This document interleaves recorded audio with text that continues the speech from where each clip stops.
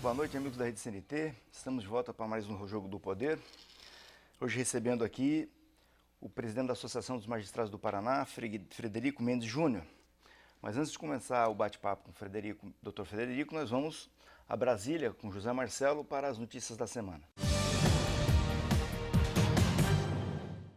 Olá, eu sou José Marcelo Santos, direto de Brasília, com um resumo das principais notícias da semana. A prisão do marqueteiro João Santana deu novo fôlego aos defensores do impeachment da presidente Dilma. Eles anunciaram a criação de um comitê para tentar agilizar o processo. Junto com os parlamentares, representantes do Movimento Brasil Livre também vão trabalhar na tentativa de afastamento da presidente. O novo comitê vai pedir uma reunião com o ministro Ricardo Lewandowski, do Supremo Tribunal Federal, para questionar a decisão da Corte de invalidar em dezembro a chapa avulsa adotada pela Câmara para formar a comissão que analisaria o pedido de impeachment da presidente. Os deputados também querem a agilidade do Supremo na análise dos embargos apresentados pela mesa diretora da Câmara, questionando o rito do impeachment. O presidente da Câmara, Eduardo Cunha, conseguiu mais uma importante vitória no Conselho de Ética. O STF confirmou a necessidade de nova votação do relatório que recomenda o andamento do processo contra ele. Mais uma vez, os trabalhos foram adiados. Já são quase 120 dias desde o início do processo no Conselho de Ética. Os aliados do presidente da Câmara manobram agora para mudar a composição do Conselho antes da nova votação. A defesa também tenta afastar o presidente do Conselho de Ética, José Carlos Araújo. O advogado pediu ao Supremo para analisar e paralisar o processo até a decisão. O presidente do Senado, Renan Calheiros, disse que é hora da casa saber o que o senador Delcídio do Amaral tem a dizer. O ex-líder do governo é esperado de volta depois que teve a prisão preventiva suspensa pelo STF. Delcídio foi acusado de tentar atrapalhar as investigações da Operação Lava Jato. No gabinete do senador, a informação é de que ele continua fazendo exames médicos e só vai retornar quando sair o resultado do check-up. A procura por crédito caiu 9% em janeiro em comparação com janeiro do ano passado. De acordo com dados divulgados pela Boa Vista Serviço de Proteção ao Crédito, o resultado negativo foi puxado por uma forte queda na procura por dinheiro nas instituições financeiras. Na comparação com dezembro, a queda foi menor, 2,8%, e no acumulado de 12 meses, a procura já acumula uma queda de 6,7%. Segundo a pesquisa, os números mostram que a grande incerteza na economia, responsável por um cenário negativo para o consumidor em 2015, permanece este ano. Eu vou ficando por aqui, mas te espero na edição nacional do Jogo do Poder Notícias. É na quinta-feira, às 11 da noite, logo depois do CNT Jornal.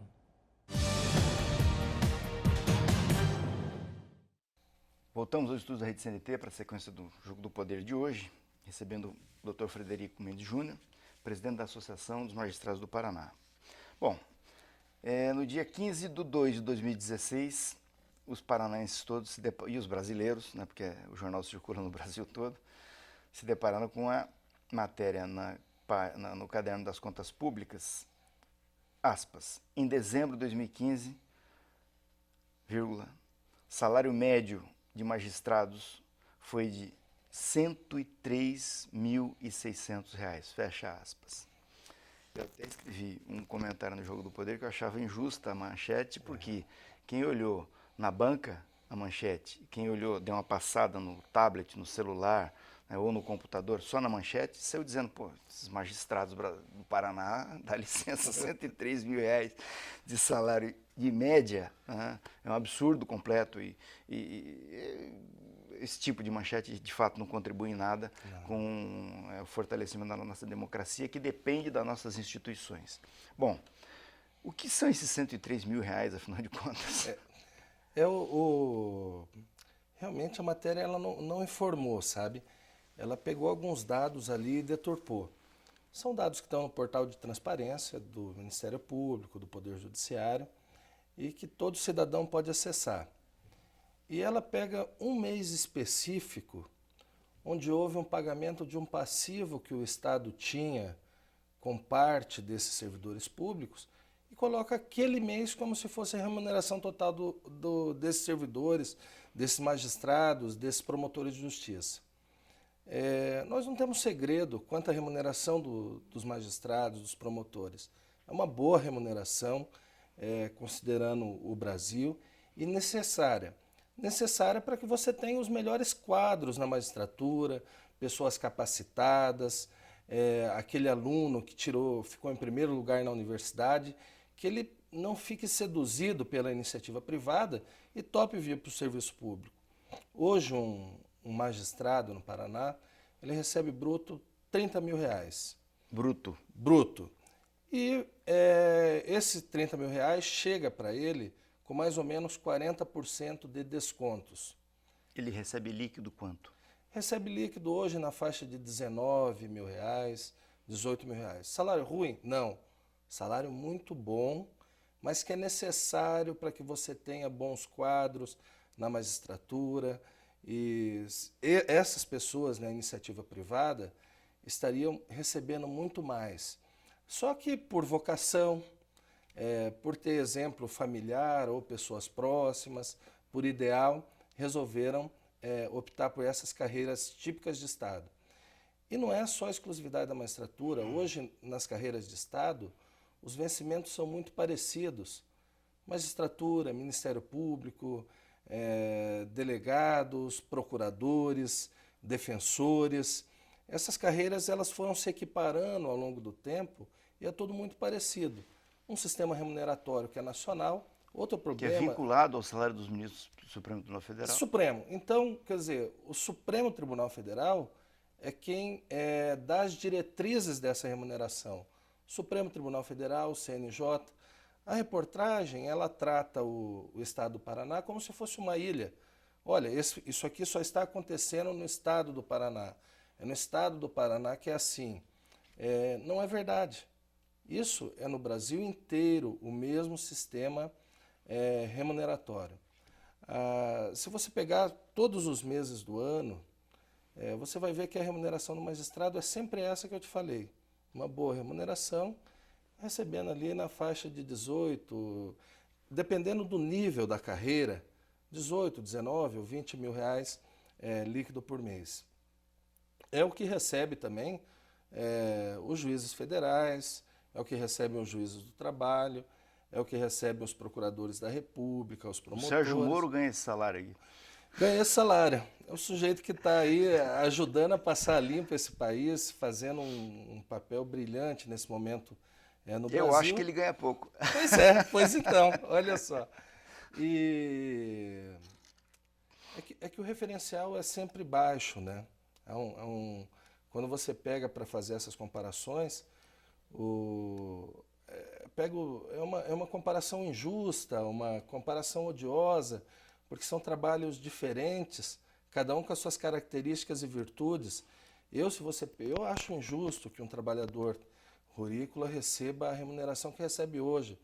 Falo para você, Rocha, com muita sinceridade, eu não teria capacidade para pegar um facão ou uma enxada, ficar no sol ali, cortando cana o dia inteiro. Eu acho que a remuneração dele é inadequada. Mas isso não quer dizer que seja possível essas comparações. O que nós temos que fazer no Brasil é melhorar o salário dele. De todos, né? De todos os brasileiros, para que todos tenham uma vida melhor. Então, um dado interessante na magistratura, que primeiro que nós temos 2.000 vagas de juízes que não se preenchem nesse país. Então, você Por conta do salário. Por conta do vencimento também. Nos últimos 2 anos, 600 magistrados no Brasil inteiro pediram a conta. Não é porque o sujeito se aposentou, ficou doente. Saiu da carreira? Saiu, porque ele foi e falou, olha, se eu for professor aqui numa universidade, e se eu for para a advocacia, de repente vou ter mais tempo livre, vou ter uma remuneração melhor. Outros porque, não é isso que eu quero para a minha vida, eu me enganei quanto à minha vocação.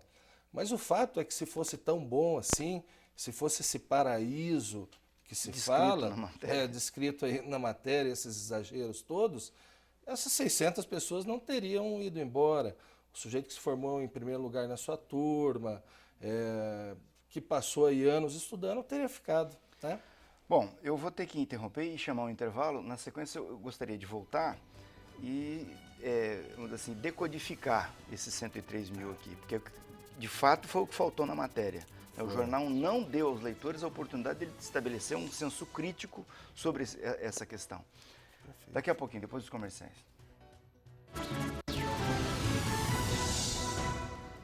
Voltamos nos estudos da Rede CNT para a sequência do Jogo do Poder de hoje, com o Dr. Frederico Mendes Júnior, presidente da Associação dos Magistrados do Paraná. Bom, então definitivamente é possível afirmar com toda a segurança, com certeza, sem dúvida nenhuma, de que o salário do magistrado paranaense, o salário do promotor público do Estado do Paraná não ultrapassa o teto nacional. Não ultrapassa o teto nacional. Esse mês, especificamente, que consta aí, utilizando-se de algumas sobras ali no orçamento no final do ano, a administração optou por pagar um passivo existente na administração. E esse passivo não é exclusividade do serviço público. Então, pense aqui na iniciativa privada, você tem uma empresa. É uma coisa extremamente comum que aquele colaborador não queira sair de férias. E ele fica trabalhando ali no período de férias dele. E você paga as férias. E o patrão indeniza o trabalhador, o empregador indeniza o trabalhador. Então, nesses valores, existe muito disso. Eu vou te dar um exemplo, veja se corresponde, se esse exemplo pode... Eu tenho um amigo que era do Ministério Público, saiu há 10 anos do Ministério Público e que agora... Só agora está recebendo. Recebeu um dinheiro na conta dele, que é do tempo que ele saiu há 10 anos. Há 10 anos atrás e o Estado ficou devendo para ele. Tem gente que saiu a mais. Eu tenho um amigo advogado que já está há 20 anos fora do Ministério Público e recebeu agora um valor lá na conta dele do tempo dessas verbas indenizatórias. Perfeito, é isso aí. É isso. Exatamente isso. Então, o que a administração fez ali foi um ato, na realidade, de probidade, de preocupação, de não deixar que esse passivo do Estado ele aumente. Então você precisaria ter, vamos dizer, 10 juízes num lugar, mas você só tem 8. Então você não consegue que esse pessoal saia de férias. O sujeito fica trabalhando ali o tempo inteiro. Essas férias terão que ser indenizadas como são indenizadas na iniciativa privada. Outra coisa que contém nesses valores, abono de permanência, que existe para todo trabalhador. O que é o abono de permanência? Previsto lá na Constituição, o sujeito preenche o tempo, todos os requisitos para se aposentar, mas prefere ficar trabalhando. Então, é bom para os dois, é bom para ele e bom para o Estado. Por quê? Te explico. Se ele se aposenta, o Estado tem que contratar uma pessoa nova para colocar no lugar dele. E tem que pagar a aposentadoria para ele. O Estado passa a pagar 2 servidores, mas ele faz a opção de continuar trabalhando. E aquele valor que ele pagaria para a Previdência, 11%, retorna para ele, como um incentivo positivo para que aquela pessoa continue trabalhando. Ele é bom para ele, porque recebe um pouco a mais, 11% a mais nos seus vencimentos, e bom para o Estado, que deixa de ter que contratar uma nova pessoa. No mês de dezembro, esse valor correspondeu a 66% dos gastos totais. Né? Essa semana, essa manchete, ela vem num contexto ruim para a magistratura e para o Ministério Público. Ruim, no momento ruim. Porque essa semana eu ouvi uma fala do secretário da Fazenda, dizendo que existem sobras de orçamento nos outros poderes e que quer pegar de volta. E a gente sabe que existem problemas de infraestrutura, pelo menos em Curitiba, né, da magistratura, gravíssimos. Né? O Fórum de Curitiba não é condizente com a capital do Paraná, que é uma das mais importantes do Brasil. Nós não temos prédios aqui. Exato. Então, o Fórum Civil é um prédio alugado. O Fórum Criminal é um prédio alugado. O Fórum da Família é um prédio alugado. Os Juizados é um prédio alugado. Faltam já nas comarcas coisas básicas, como papel higiênico para o cidadão que vai ao fórum, CD, esse CD em que são gravadas as audiências, os recursos para remessa para o tribunal.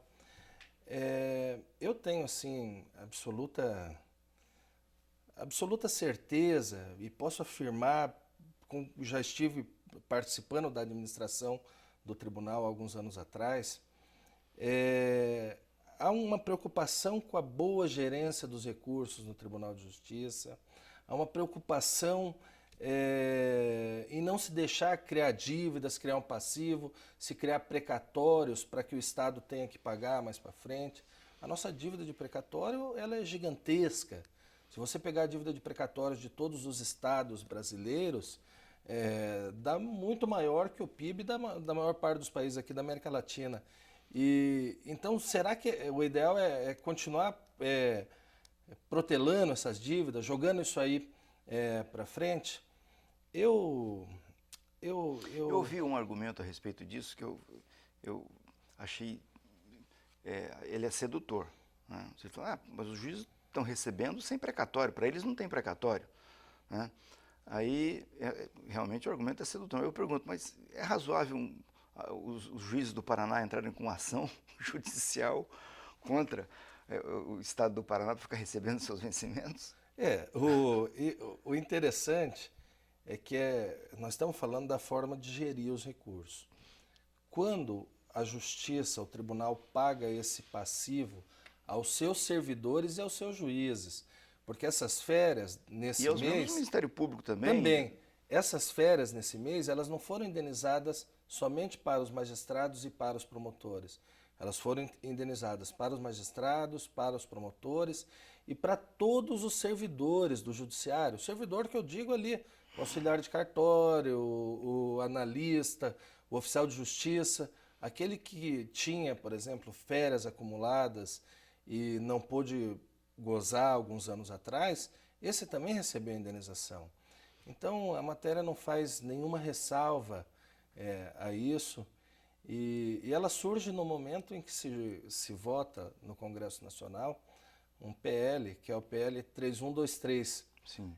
E ontem, assistindo até a sessão na Câmara dos Deputados, faziam menção a esta reportagem. Essa reportagem dos 103 mil. Só que sem colocar que depois no próprio editorial da Gazeta, a Gazeta vem e fala, olha, não, mas não tinha nada de errado, não tinha nada de ilegal, o que nós quisemos foi trazer esse debate a público, se não fomos bem compreendidos, queremos nos desculpar, queremos que isso seja relevado.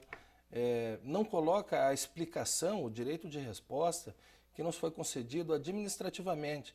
Se foi concedido esse direito de resposta, é porque você tem um excesso. Se está tudo absolutamente adequado, você não fala em direito de resposta, não tem o que ser respondido. Então, se houve um direito para que a Associação dos Magistrados, a Associação dos Promotores fizesse uma resposta e fosse publicada no jornal, é porque havia alguma inadequação. O próprio jornal aceitou fazer o direito de resposta. Perfeitamente. Vamos a mais um brevíssimo intervalo e voltamos em seguida para o encerramento do Jogo do Poder hoje com o Dr. Frederico Mendes Júnior, presidente da Associação dos Magistrados do Paraná.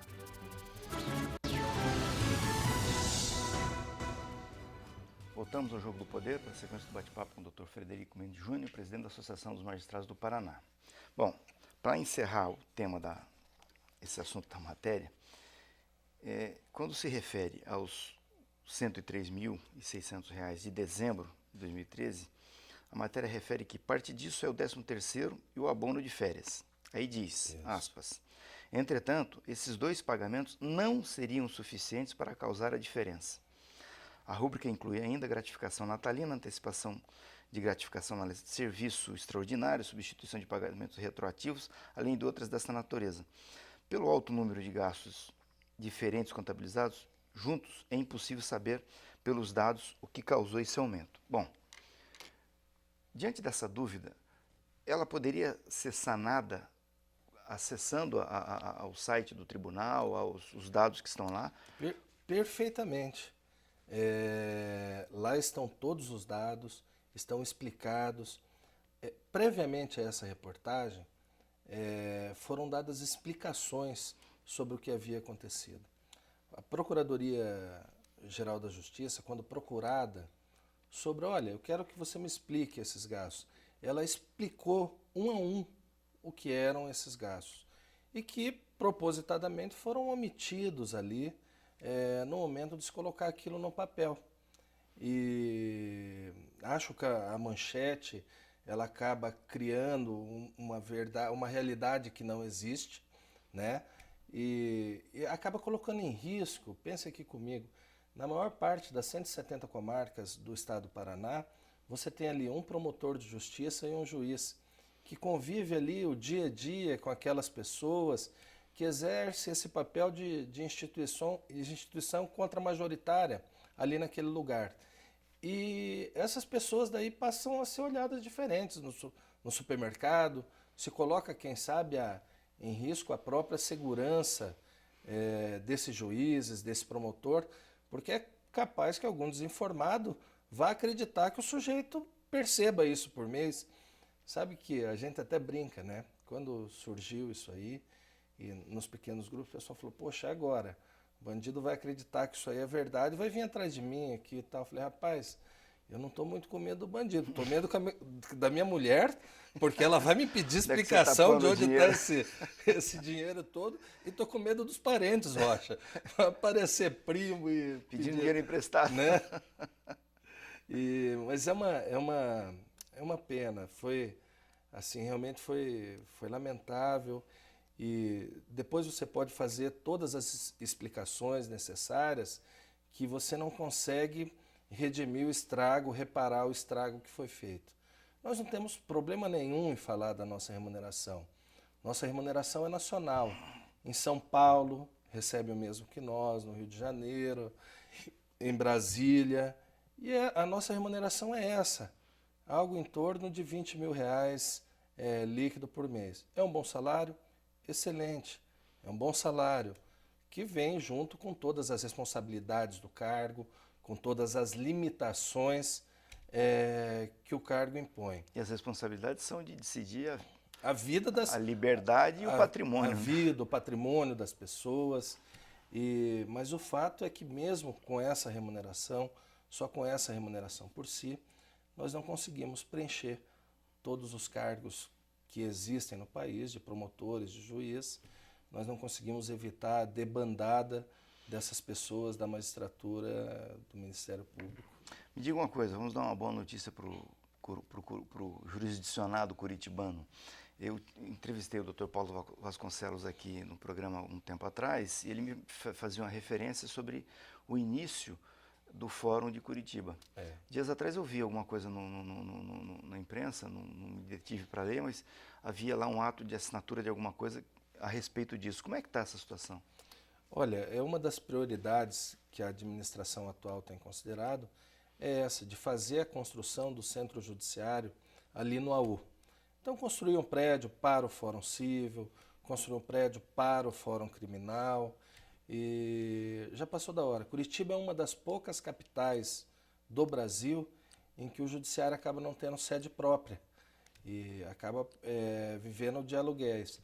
Agora o nosso presidente avaliou, viu os recursos que tinha disponíveis, aprovou-se um bom projeto feito pelo Departamento de Engenharia do Tribunal e já foi licitada, já tem um início lá de obras ali dessa edificação. É claro que é uma obra grande, não é uma coisa que se faz da noite para o dia, mas eu acho que este é o caminho. Agora, nos próximos anos, Curitiba ter essa estrutura judiciária adequada. Lá também foi estabelecido aquele iniciativa recomendada pelo CNJ, pelo ministro Lewandowski, ele até esteve aqui inaugurando, das audiências de custódia. Isso está tranquilo já na magistratura paranaense, porque houve um mau humor aí de alguns juízes, dizendo que, enfim, a coisa está aí, vai funcionar isso? Não, vai funcionar. Veja que é uma decisão do Supremo Tribunal Federal e do CNJ, e os juízes do Estado do Paraná estão dispostos a trabalhar, a fazer como tem sido feito. Eu não sei se os efeitos vão ser os desejados. São esses desejados, Sim. Se são esses efeitos esperados. Interessante é que esse tratado internacional que faz com que surja a audiência de custódia é um tratado internacional de 40 ou 50 anos atrás, Quando a realidade na América Latina era uma realidade completamente diferente. Então você falava, o pensamento que gerou esse tratado lá atrás era o seguinte: olha, o sujeito é preso, está ali numa ditadura, numa coisa, num regime de força, ele vai ser torturado, vai ser agredido. Então, uma forma de eu preservar a integridade desse sujeito é o quê? Apresentá-lo em 24 horas ao juiz. Se ele estiver machucado, se ele estiver torturado, se ele tiver, vai ser adotada alguma providência com relação a isso. Só que de lá para cá nós tivemos, talvez então, se o Brasil tivesse já aplicado lá na década de 70... A ditadura não teria deixado. Então, pois então. E aí se aplicou hoje isso aí. Tem gente que acaba demorando mais, porque às vezes vinha um flagrante ali, o juiz olhava e falava, olha, prisão manifestamente ilegal aqui. Solta. Vai embora para casa, em meia dúzia de linhas, porque era caso de relaxamento. Agora esse cidadão tem que esperar a audiência de custódia. Às vezes acaba demorando mais. Tá bom. Doutor Frederico, foi um prazer. Muito Prazer, obrigado, Rocha. viu? Muito grato. Ter vindo Muito aqui. obrigado O pela Jogo do Poder está à atenção. disposição da Tá Magistratura joia. do Paraná, do Ministério Público. Quando quiserem, contem conosco. Muito obrigado, muito grato. E a todos vocês que estiveram conosco até agora, muitíssimo obrigado. Vamos conversando durante a semana pelo www.jogodopoderparaná.com.br. No próximo domingo eu estou de volta aqui. Uma grande semana a todos.